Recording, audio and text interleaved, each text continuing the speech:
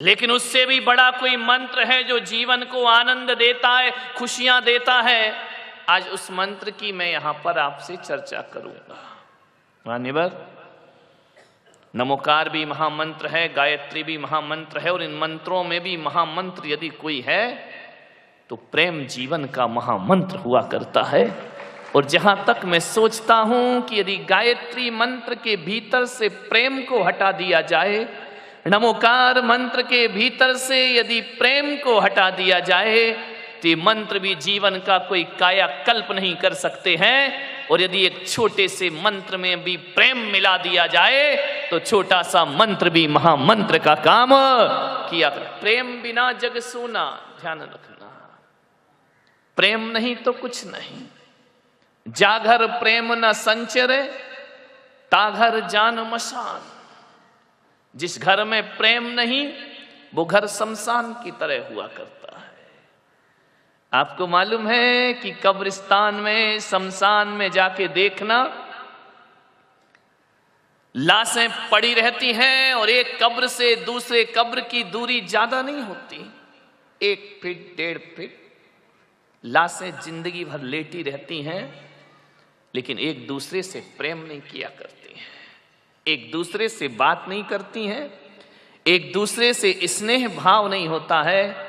मैं आपसे कह रहा हूं कि जिन घरों में आपस में बोलचाल ना हो वो घर घर नहीं, किसी शमशान से कम नहीं हुआ करते हैं। घरों में प्रेम होना चाहिए। प्रेम बिना जग सूना। मानिए, प्रेम तो ऐसा शब्द है, यदि ये प्रेम का शब्द जुबान पर आ जाए तो जुबान मीठी हो जाती है। प्रेम के शब्द यदि कानों में पड़ जाएं तो कानों में अमृत घुल जाया करता है। और प्रेम के शब्द यदि दिल में आ जाएं तो देह देवालय बनने को तैयार हो जाए। प्रेम ही सब कुछ है। पत्थर में क्या रखा है, पत्थर की मूर्तियों में क्या रखा है? प्रेम है तो पत्थर भगवान है, और प्रेम ना हो तो भगवान भी हमारे लिए कोई काम का नहीं होता। प्रेम होना चाहिए जीवन में। ये मत बोलो कि सामने वाला मेरा सम्मान नहीं करता। सम्मान दोगे तो सम्मान अपने आप वापिस लौट करके मिलेगा। मान्यवर, महावीर ने वात्सल्य को चुना, निस्वार्थ प्रेम, बदले में कुछ नहीं चाहिए, मोह विहीन प्रेम, कोई अपेक्षा नहीं। लेकिन आज मैं देखता हूं तुम्हारे घरों में जितना प्रेम तुम जानवरों से करते हो ना, उतना इंसान से नहीं करते।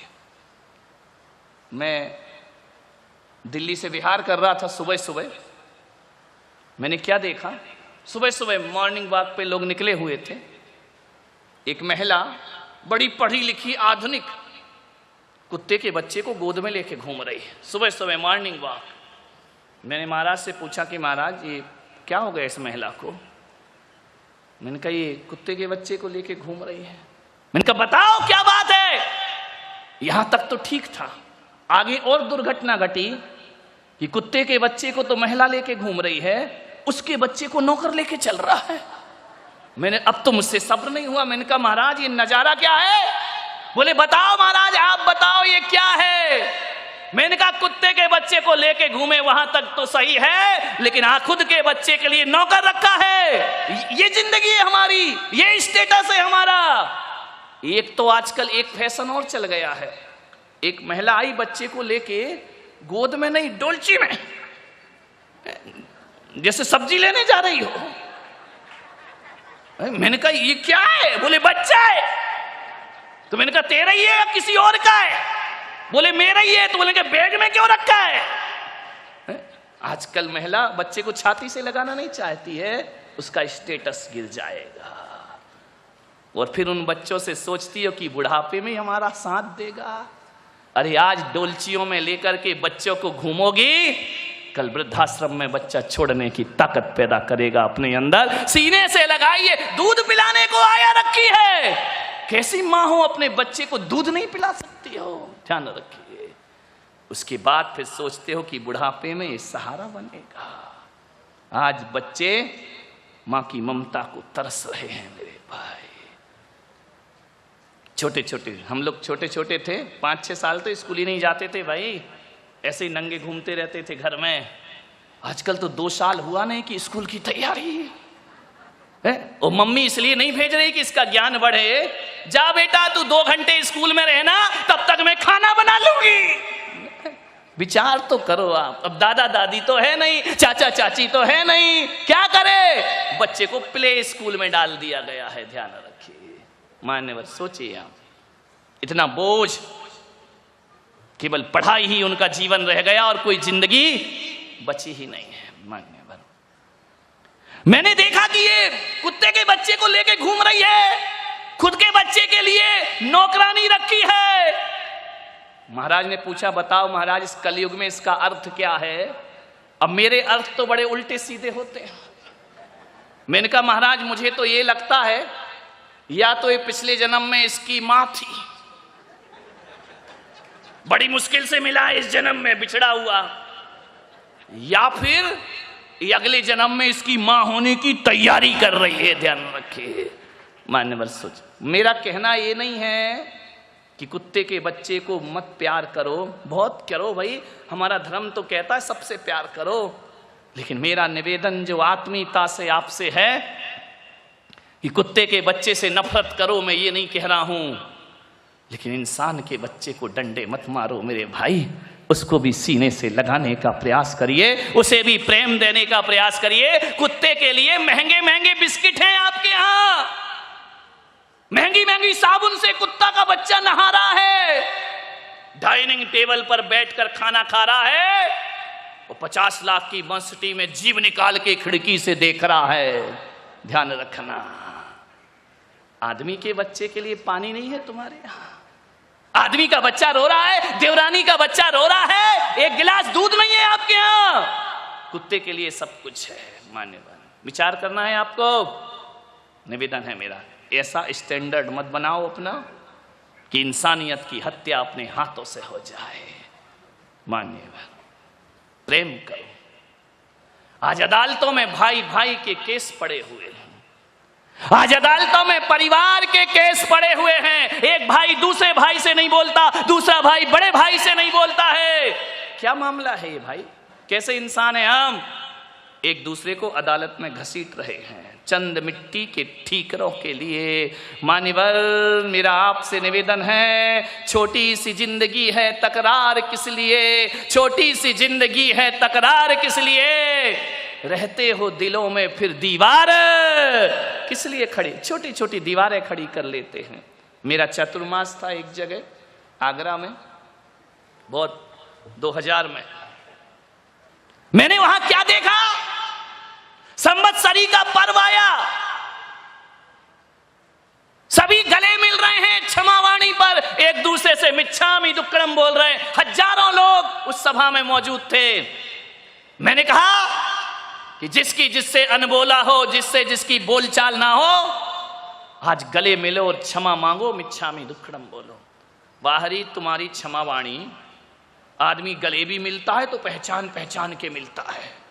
जिससे लड़ाई है उसकी तरफ तो देखता भी नहीं है, कट के निकल जाता है। जिससे बोलचाल हो गई है, अनबोले हैं, उसकी तरफ तो हमारी दृष्टि भी नहीं जाती है। क्षमा किससे मांगेंगे? जो बिल्कुल हार्टली फ्रेंड 24 घंटे मिल रहे हैं, बैठ रहे, उत्तम क्षमा मिच्छामि दुक्कडम में। क्या नौटंकी मचा रखी है भाई। क्षमावाणी का अर्थ है जिससे बरसों से नहीं बोलते, जाओ उसके गले मिलो और अपने अपराधों की क्षमा मांगिए, वो क्षमावाणी हुआ। अभी यहां भी होगी पूना में, देखता हूं क्या होता है। मान्यवर, सब गले मिल गए, 2 लोग आपस में गले नहीं मिले। मेरी नजर पड़ गई, मैंने आयोजकों से पूछा कि ये 2 गले क्यों नहीं मिल रहे हैं? बोले वो नहीं मिलेंगे महाराज। मैंने कहा वो क्यों नहीं मिलेंगे? मैंने कहा पूरी समाज से गले मिल गए, आयोजक कमेटी से गले मिल गई, मुझसे आके क्षमा मांग ली। बोले वो दुनिया से क्षमा मांग लेंगे, आपस में नहीं मिलेंगे। मैंने कहा क्यों? बोले वो एक ही मां से पैदा हुए 2 लड़के। मेरा माथा ठनका। मैंने कहा ये क्या भाल है? अरे 10 दिन पर्यूषण पर्व किए हैं, 10 दिन के उपवास किए हैं, सारी समाज को जीवनवारी करा दी, उसको नहीं बुलाया। दोनों मेरे भक्त।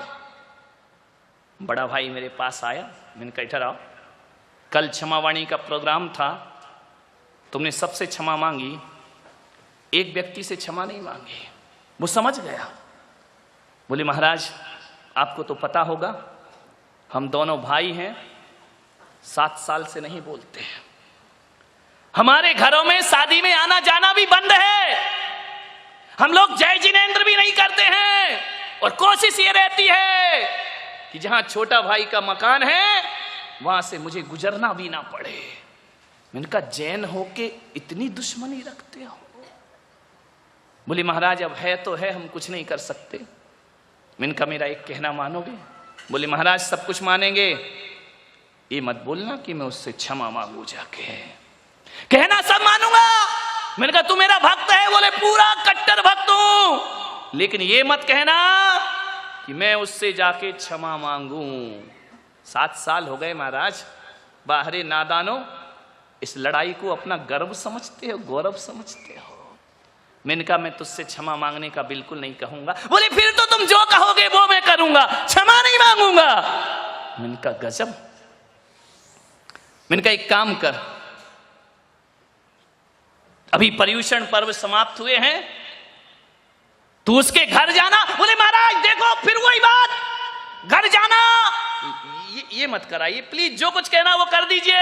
मैंने कहा नहीं, तू क्षमा मत मांगना, उसके घर जाना, जाकर के इतना बोलना कि मेरे भाई पूरी समाज का जीवन हो गया, तू भी मेरे घर भोजन करने को आ।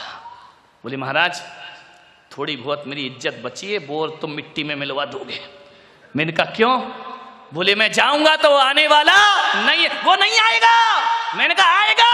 बोले नहीं आएगा महाराज, मैं कहता हूं 7 साल से, आप तो अभी 2 महीने आए हुए हैं, मैं 7 साल से जानता हूं वो नहीं आने। मैंने कहा देख तू मेरे कहने से चला जा, जब तुझे भेजना मेरा काम है तो उसे घर भेजना भी मेरा काम होगा।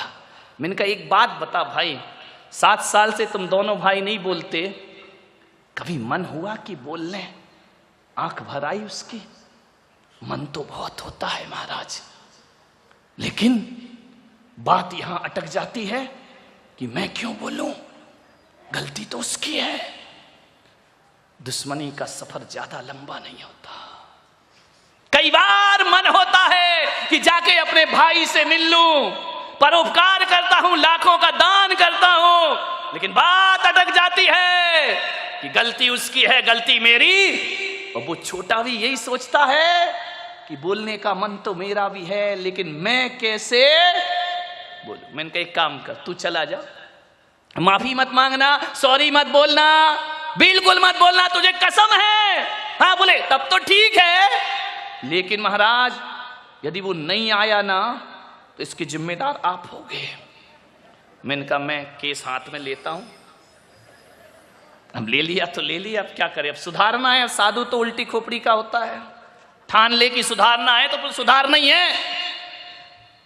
मैंने कहा जा उसके घर में।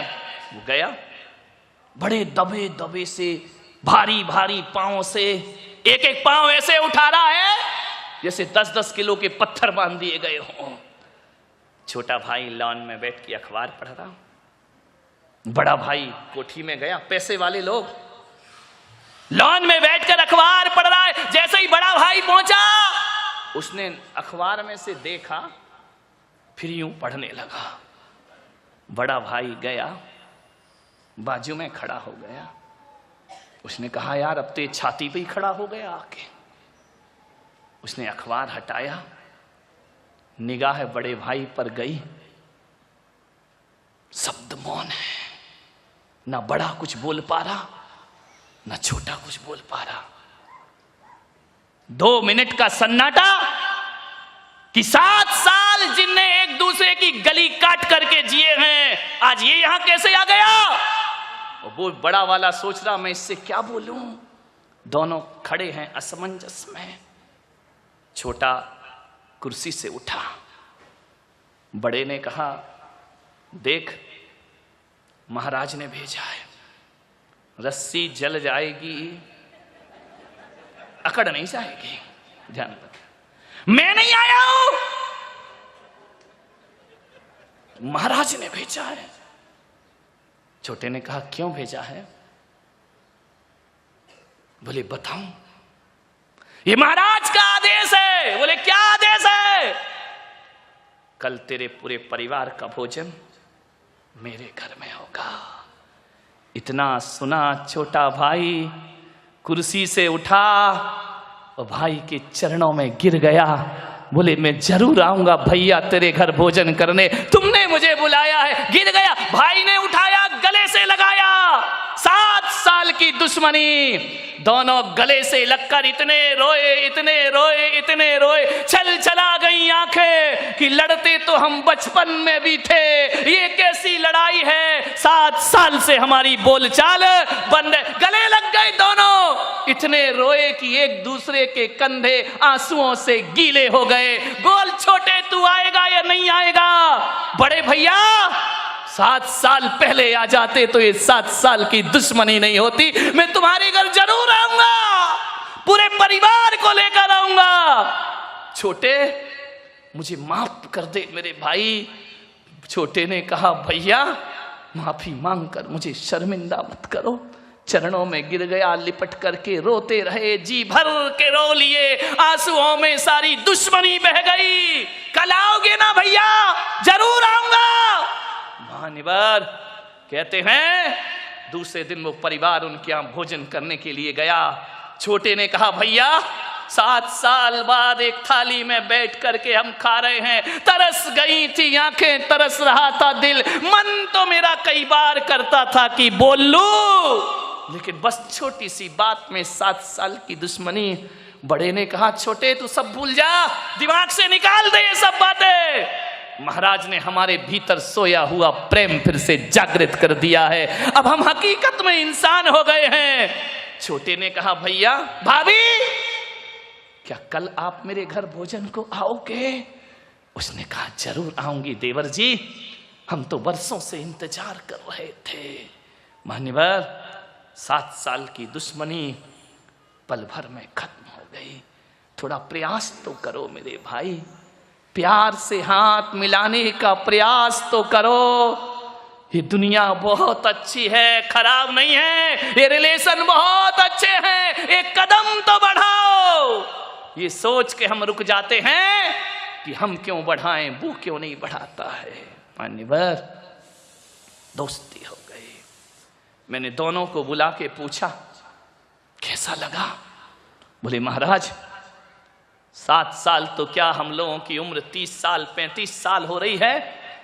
आज हमको लगा अपने जीवन में कि जैसी क्षमावाणी 35 साल में नहीं आई, वैसी क्षमावाणी इस चातुर्मास में हमारे जीवन में आई है। आज हमारा जीवन धन्य हो गया। हमारा जीवन इतना खुशी, इतना आनंद। भग महाराज पैसा था, रुपया था, इज्जत था, सब कुछ था, प्रेम को तरस रहे थे 2 भाई। मान्यवर दिल को थोड़ा बड़ा करो, बहुत बड़ा दिल कर लो।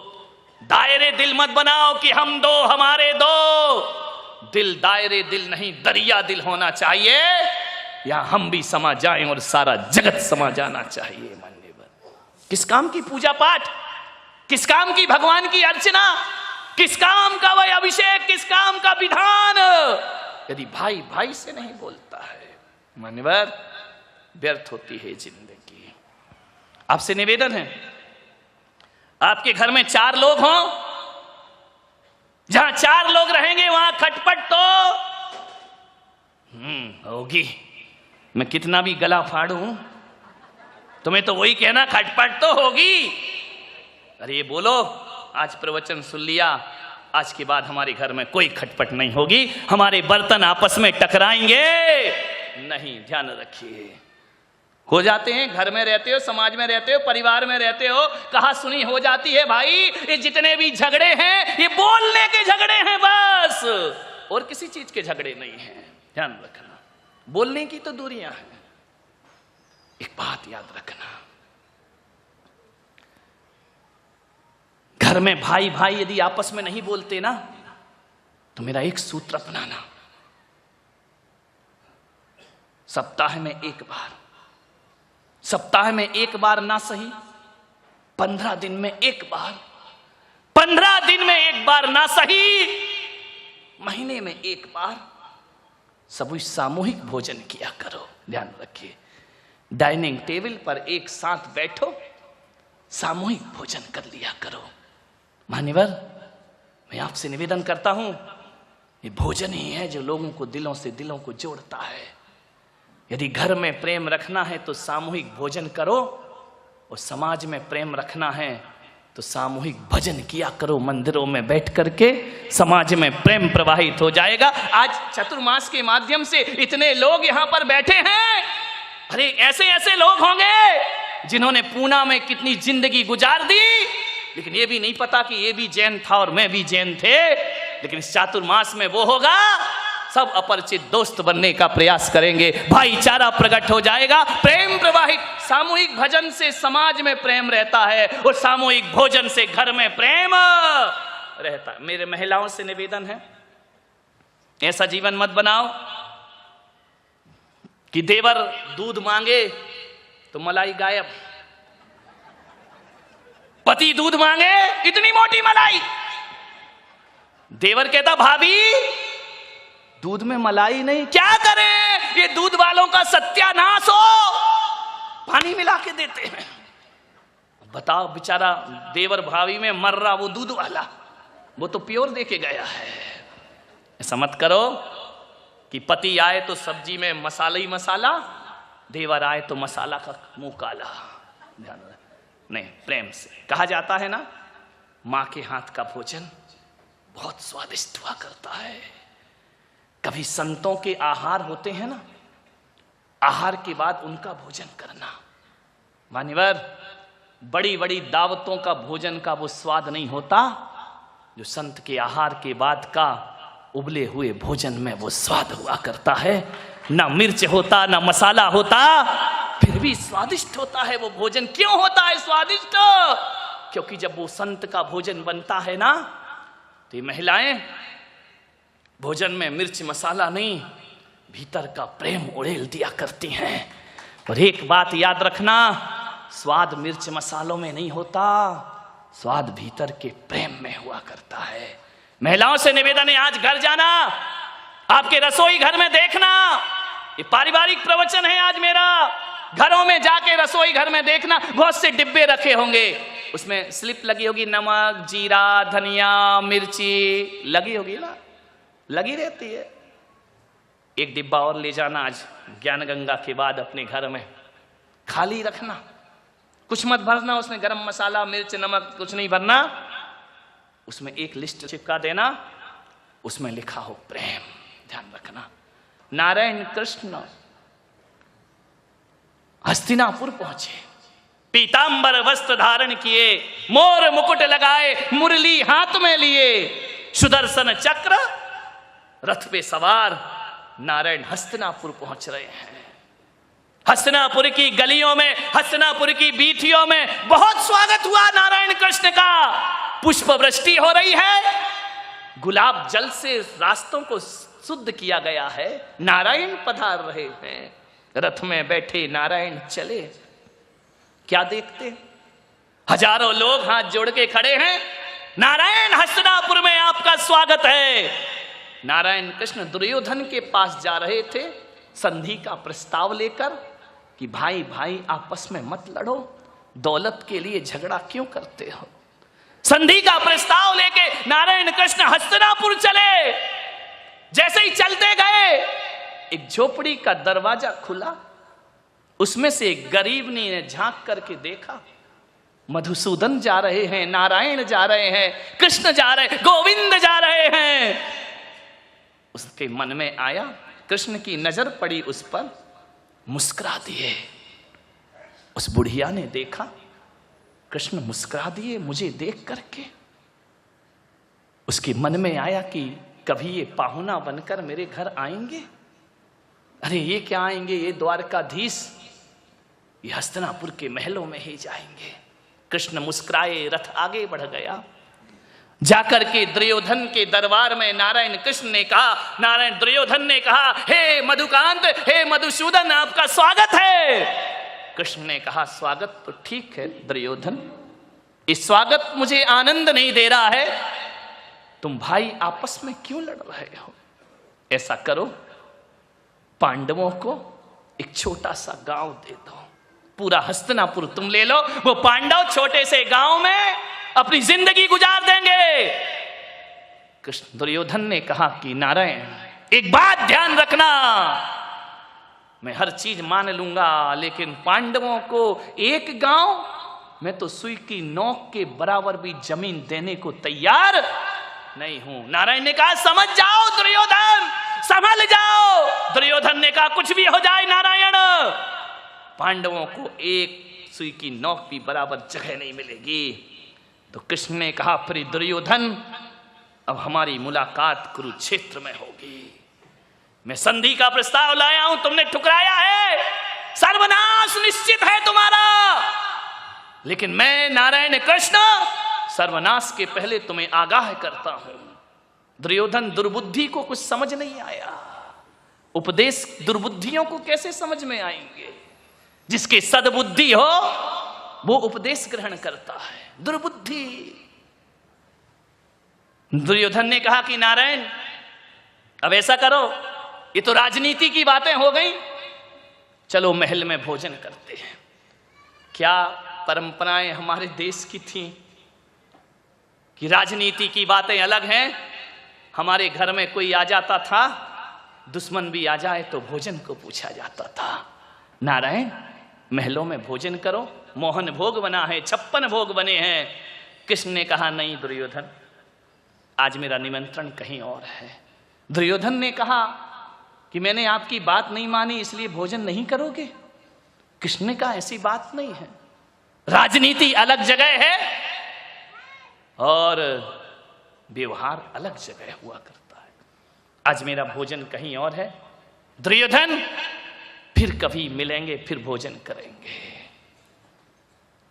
क्या लोग थे पहले का। ये जमाना था कि जब हमारे पूर्वज भोजन करने बैठते थे ना, तो आंगन में खड़े होकर आवाज लगाते थे कि मेरी आवाज जहां जहां तक पहुंच रही है और वहां वहां तक यदि कोई भूखा हो तो आए भोजन ग्रहण करे, उसके बाद मैं भोजन ग्रहण करता हूं। क्या जमाना था। शास्त्रों में लिखा है मुनि को भोजन दे फिर निज करई आहारे। और आजकल तो महाराज को भोजन देंगे बाद में, नाश्ता करेंगे पहले। ध्यान रखना, विचार करना। पहले जब तक साधु का भोजन ना हो जाए कोई अन्न जल ग्रहण नहीं करता था। पहले का जमाना वो था कि लोग सोचते थे कोई आवे तो हम खावे। आज का जमाना ऐसा है कि लोग सोचते हैं जावे तो हम खावे। ध्यान रखिए। मान्यवर दुर्योधन के भोजन ठुकराए नारायण कृष्ण ने। लौट करके आए, दरवाजा खटखटाया। काकी दरवाजा खोलो। काकी ने कहा कौन हो? अभी काका घर में नहीं है, मैं अकेली हूं, दरवाजा नहीं खुल सकता है। उसने कहा काकी एक बार तो देखो कौन आया है तुम्हारे घर पे। बोले जो भी आया हो अभी दरवाजा नहीं खुलेगा। कृष्ण ने आवाज दी काकी बहुत भूख लगी है, बहुत भूखा हूं मैं। काकी ने सोचा कि भूखा दरवाजे पे आया है, तो हमारे देश की परंपरा वो थी यदि भूखा द्वार पे आ जाए तो फिर मर्यादाएं नहीं देखी जाती हैं। काकी ने कहा ठहर जाओ, तुम अपना नाम तो बताओ कि तुम कौन हो। कृष्ण ने कहा काकी बस दरवाजा खोलो, अभी मुझे नाम याद नहीं आ रहा है, मुझे भोजन याद आ रहा है। जैसे ही विद्राणी ने दरवाजा खोला, मोर मुकुट धारण किए पीतांबर नारायण कृष्ण द्वार पर खड़े हैं। भाव विभल हो गई कि ये कैसे हुआ। ये राजाओं के महलों में जाने वाले मुझ गरीबनी की झोपड़ी में आकर कैसे खड़े हो गए। नारायण कृष्ण ने कहा कि काकी अंदर आने का नहीं बोलोगी? भूल गई, भाव विवल हो गई, सत्कार मान मर्यादाएं सब खो चुकी थी, भाव विवल, अंदर जाती बाहर जाती। कृष्ण ने कहा मुझे भीतर आने का तो बोलो। विद्राणी ने इशारा किया, शब्द मौन हो गए। एक बात ध्यान रखना, जब प्रेम प्रगाढ़ होता है तो शब्द मौन हो जाया करते हैं। कोई शब्द ही नहीं निकला उसके मन से। एक खाट बिछाई, इशारा किया कि बैठो नारायण, काकी बहुत जोर से भूख लगी है, मेरे पास समय नहीं है, जल्दी भोजन दे। गरीबनी का घर, रसोई में जाती बाहर आती, फिर रसोई में जाती, आज तो कुछ भी नहीं। कैसी परीक्षा ली जाती है जीवन की। आज तो खाना भी नहीं है हमारे पास, पानी भी नहीं है। कृष्ण ने कहा मेरे पास सब्र नहीं है, ध्यान रख, काकी जो भी है मुझे खिला। भीतर गई, पीछे आंगन में केले का बोर लगी थी, तोड़ करके ले आई। नारायण बैठो, मैं तुम्हें भोजन कराती हूँ। खाट पर बैठे हैं कृष्ण, जमीन पर बैठी है विदुरानी, केले छीलते जा रही है, खिलाते जा रही है, नारायण कृष्ण खाए जा रहे हैं।